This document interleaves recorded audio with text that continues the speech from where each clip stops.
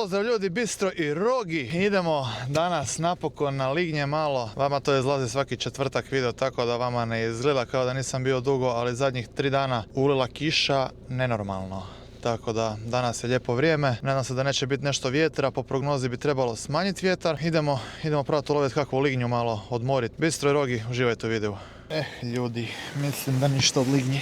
Veliki su valovi, probat ćemo malo zamahnut, uspinat nešto možda. Ovdje već je jedan čovjek.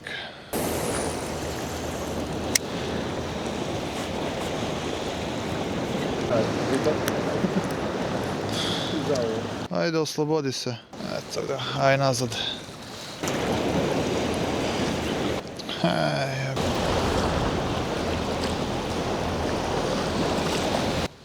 To meni je riba zapratila. Či ja otpetljavam čvor, povučem ovo i riba mi doprati. Eto ti, to ti je to. Eto. Svašta.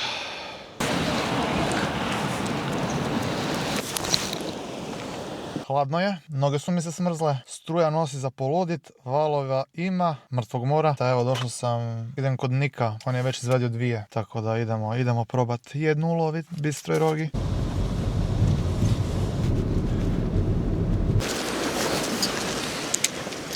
Alo momak, ne smijete tu vadit lignje.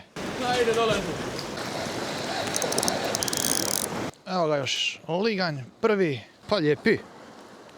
Boga mi, lijepa veličina. Sviđa mi se. Mala lignja. Vratit ćemo ju, ajde. Ode.